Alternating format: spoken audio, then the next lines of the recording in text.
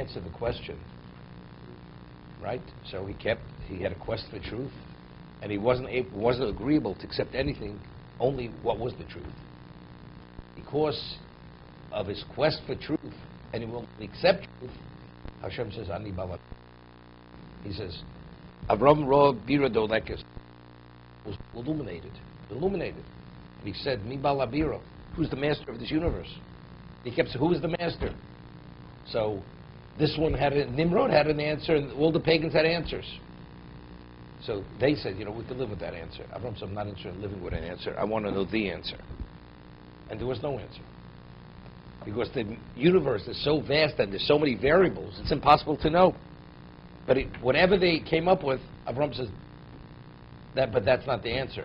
Well, we can live with that. He says, I'm not interested in living with it. I want to know the answer. And therefore, HaKadosh Baruch Hu says, Ani Balabira.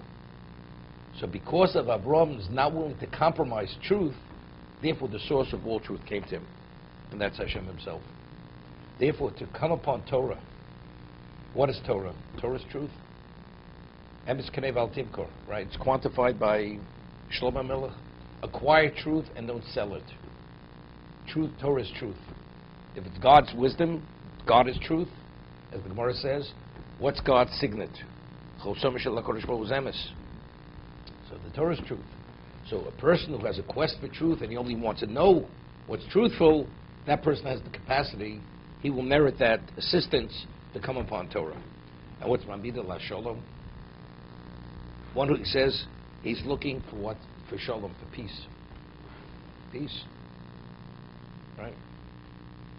Now what is the root of Shalom? Shalom is Shalom. That's Echod. That's unity. What? Understand? Mamidu la Shalom.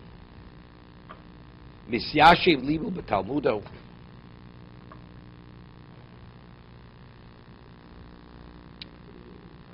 One second.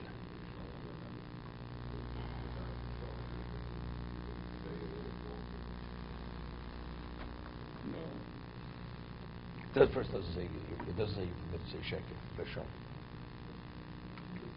It says you can alter the truth. It doesn't say lie. It's not a lie.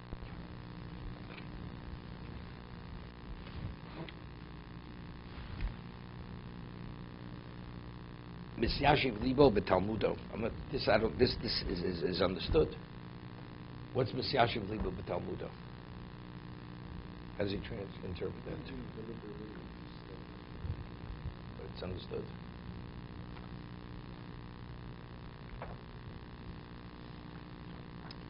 Maybe it means, we had the Mishnah earlier, it says, hafach bo dekula bo.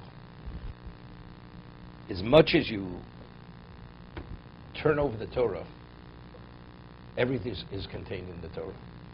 There's nothing that's not contained in Torah. Why? What is the blueprint for creation?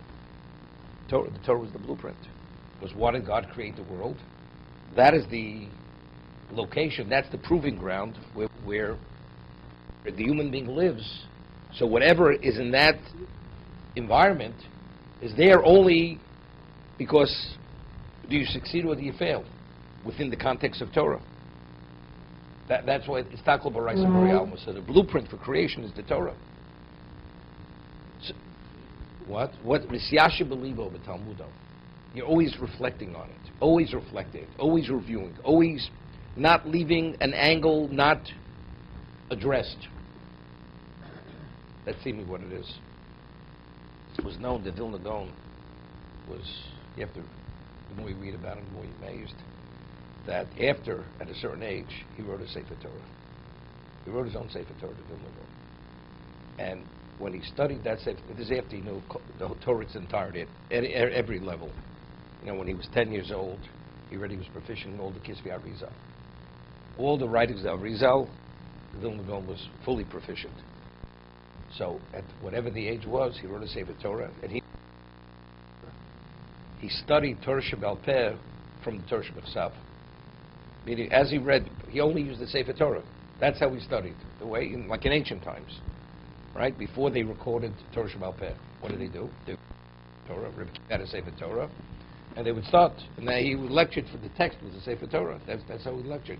That's how the Vilna Gaon learned his Torah. The Bavli, the Yerushalmi, and everything else, that was from the Sefer Torah itself. Okay? The Gabbai didn't have to tell him which Sefer Torah to take out. Okay?